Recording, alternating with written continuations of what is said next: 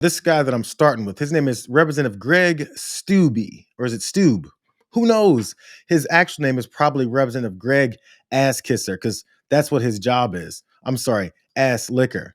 Here's Representative Booty Cheeks. Can you tell us about this as a member of the weaponization of the federal government select subcommittee?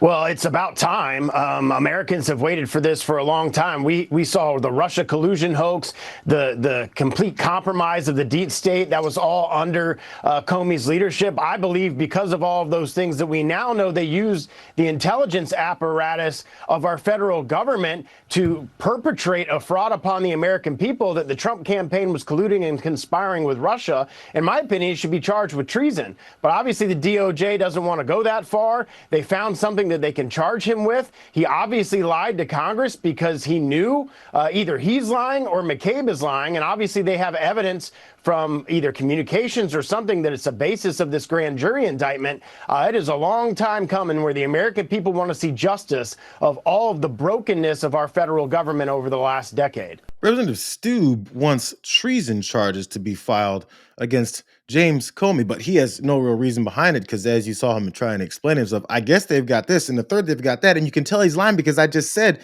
that he's lying. None of it really has any basis for actual fact or any evidence behind it, at least from Greg Stoobe's point of view. But what Greg Steube definitely knows is that there should be treason charges because somebody obviously was lying. So when you see something like that, you may go, I wonder what it is that they're talking about. Former FBI Director James Comey is expected to be indicted in the coming days.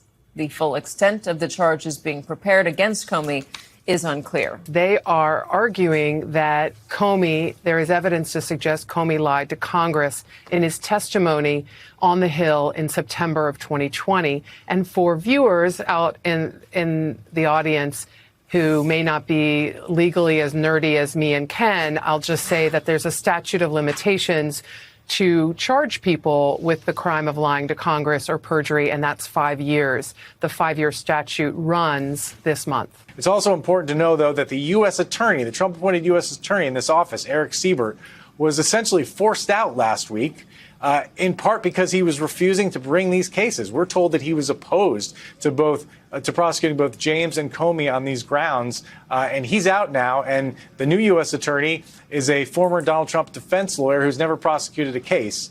So that's the state of affairs. What is her legal expertise or her legal arena? She's a lawyer. She was a lawyer in the White House for a while. She represented Donald Trump in the Mar-a-Lago investigation. She's not a prosecutor.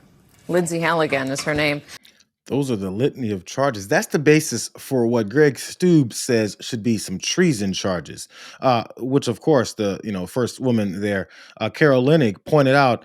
These full extensions of the charges are unclear. How does he know that he should be charged with treason when he does when the people who are trying to indict him haven't even put together all their charges, haven't figured the whole thing out? All they know is that woman at the back end that they were talking about, who's been placed as a U.S. attorney there out in Virginia to replace the guy who said these charges suck and there's no way these things will stick. But she's been placed there because she has absolutely zero prosecution in any kind of background for prosecutorial charges. So that's perfect. That's the kind of experience that this administration looks for. They look for somebody who doesn't know anything, has never done anything, but the one thing they do know is that they're ready to follow Donald Trump's orders, kind of like how an authoritarian acts. Don't forget this one main thing. I think the deadline for them to file these types of charges is Tuesday, which also leads back to what we mentioned, I think, earlier in the week, or maybe it happened late last week, when Donald Trump posted that message to Pam Bondi saying, get this done as soon as possible, because their statute of limits on that 5-year window is closing quickly. It's about to close, so let's hurry up and get it done. Not because it has any basis for any kind of legal authority or any kind of legal basis. The real reality is we might run out of time for me to go ahead and get my revenge. I almost dropped the ball on that as I was destroying this country. This is where you figure out the reality versus the propaganda. So what exactly is he accused of lying about, Ken? Well, there was an exchange. There was a seminal hearing back in September of 2020 where congressional Republicans grilled him in the Senate about the Crossfire Hurricane investigation, the FBI Trump-Russia investigation. Remember, there were some issues around FBI mistakes, and the Republicans were accusing him of all sorts of misdeeds and of relying on that dossier. But in one exchange with Senator Ted Cruz, he was asked about a previous question that had been put to him back in 2017 by Senator Grassley about whether he had ever authorized the leak of information about the Trump administration or the Clinton administration and Hillary Clinton. And he said that he had not. He repeated his answer back in 2017. The Republicans were suggesting at the time, and we believe at least one theory of this is now, that was a lie. Of course, Comey insists it wasn't a lie, that Comey, in fact, had authorized somehow a leak of information. And what Ted Cruz cited during the hearing was a leak by then Deputy FBI Director Andrew McCabe to the Wall Street Journal about an FBI investigation into the Clinton Foundation. Now, what's important to know about that is there was a whole Inspector General report about Andrew McCabe's behavior and his leaks, and he was criticized in that report. But that report found that he was authorized on his own as the deputy director to talk to the media, and that he did so without explicit authorization from Comey. So on its face, that doesn't seem to support the idea that Comey lied. So again, that explanation that they don't want you to listen to, that's why they call everyone else fake news, is based strictly in what McCabe was allowed to do versus what it was that James Comey knew. And so their whole basis for this entire potential indictment is to say that that James Comey lied. And the thing is it's been long enough now that many people probably don't even remember what it is that went down, how it went down. But what they do know is that Donald Trump has not effing stopped talking about it. He keeps talking about Russia, Russia, Russia. You notice every time, I feel like I say this probably half the time that I hear him talk and say Russia 3 times. Every time he brings it up, the whole point is to flip the reality on its head. But I want to give you as last bit of details and information about this whole indictment and what is that probably will happen and then won't happen. Could they secure an indictment? Yes, the grand jury is a prosecutor's tool. And I mean, that was the old saying, you can indict a ham sandwich, yeah, for sure. The problem is making this charge stick. So is this just political theater? Indicting Director Comey, arresting him in his home, but did he actually knowingly provide material false information to Congress? Very hard thing to prove, especially when there's information that has already been established that's exculpatory through an OIG investigation. What about the Truth Social post where he says, Pam, you got to go after these people? I'm summarizing.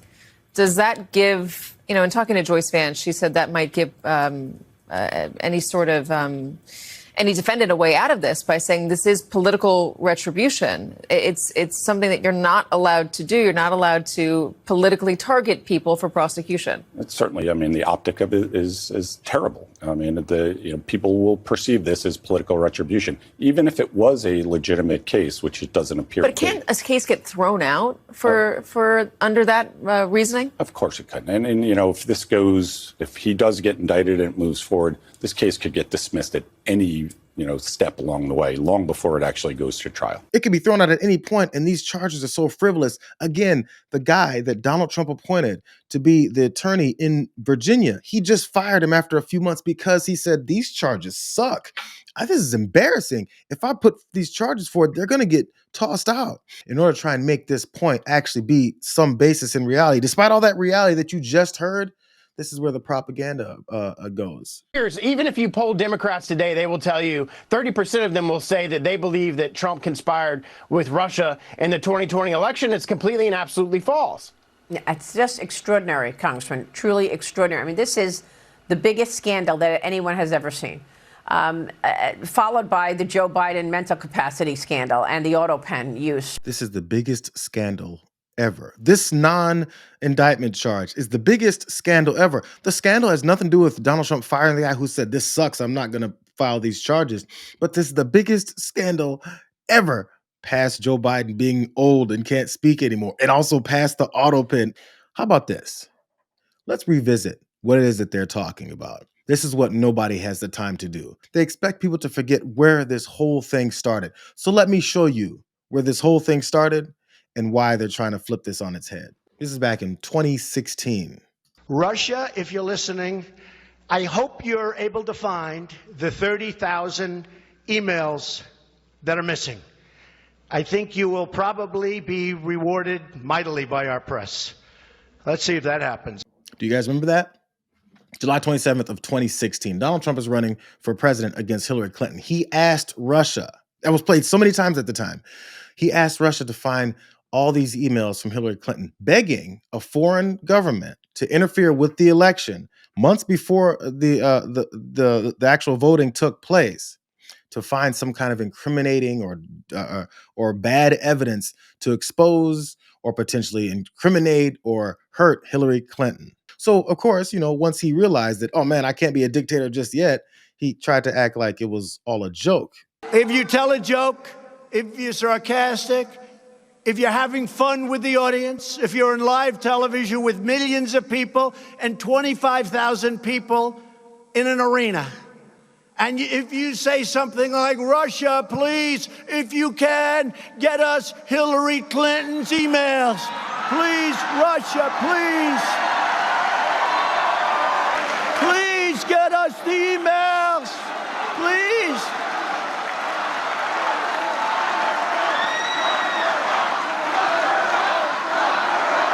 So everybody's having a good time. I'm laughing. We're all having fun. And then that fake CNN and others say, he asked Russia to go get the emails.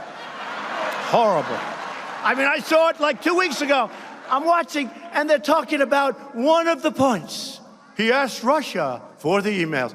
These people are sick, and I'm telling you, they know the game. They know the game. And they play it dirty, dirtier than anybody's ever played the game. That's been the way he's always approached these things. He says something. It's pretty obvious he said it, asking for that assistance.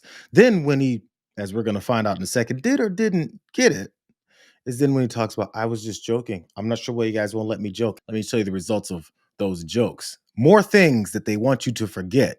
This is from a few years ago. Over the past 2+ years, we've learned, this is from a CNN article, we've learned there were multiple serious efforts by Trump's inner circle to seek political help from the Kremlin or Russian affiliates during the election. Wow. The question remains whether Trump knew about it or directed any of those efforts. It's almost like Russia interfered with the election after Donald Trump asked them to. Here's a little bit more. For starters, look at the June 2016 Trump Tower meeting. 6 days before the meeting, Rob Goldstone, a well-connected associate of Trump's, emailed Donald Trump Jr. to say that the Kremlin was actively trying to help his father and was eager to provide the campaign official documents and information that would incriminate Hillary. Trump Jr.'s now infamous response was, if that's what you say, I love it, especially later in the summer. He quickly set up that meeting and then looped in his brother-in-law, Jared Kushner, and Trump campaign chairman, Paul Manafort, the guy who went to jail. They all insist nothing came from that rendezvous. So they had a meeting where Donald Trump Jr. said, I can't wait for the information that you've compiled after my father said to compile some information. I can't wait to get my hands on it. But, we all met together and then we talked about all these things that you caught us talking about, but nothing came of it. Here's the last of this. Following Trump's comments, Russian hackers worked, quote, after hours, tried for the first time to hack email accounts used by Clinton's personal office and the campaign addresses of dozens of Clinton staffers, according to the indictment of 12 hackers from Russia's military intelligence agency. Later in this July 2016 news conference, NBC News' Katie Tur asked Trump whether it was a problem to ask a foreign country to interfere in the election and hack an opponent's emails. And he said this is what Donald Trump himself said, the jokester. I'd like to have them released. No, it gives me no pause. If Russia or China or any other country has those emails, to be honest with you, I'd love to see them. Was he still joking then when he said, I'd love to see those emails from Russia or China? Those foreign governments and agencies that had people working after hours to hack email accounts from your political opponent during a presidential election in the United States of America. Was he joking then too? Because again, they keep thinking no one's going to remember all the shit that they kept saying. But since then, he says, Russia, Russia, Russia. And those 3 words are supposed to delete your mind of everything else that happened. For some reason, we're supposed to not remember all the shit that they did, that I just went over. Because propaganda, for some reason, works on this country. And all that reality we just heard isn't reality anymore. But Maria, bear in mind, the American people watched this play out. Yeah. They heard what President Trump had to say. They saw how DOJ was weaponized, how it was used against him, how other federal agencies were brought to bear against him, his family. people that supported him, people that were involved in the campaign, the amount of surveillance that was done, and what the American people have realized. Things that President Trump said were happening to him were actually taking place. Now, those that did this need to be held responsible, and it is important that this go to the grand jury and that they send something back. I hope they send it back today.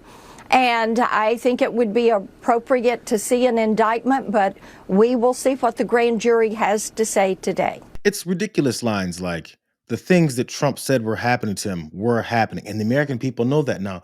Who has Marsha Blackburn been talking to where she has such a declarative statement? These are empty statements. If only they had enough time to go back and sift through all of that stuff that actually happened. Since it happened, he keeps saying it didn't happen.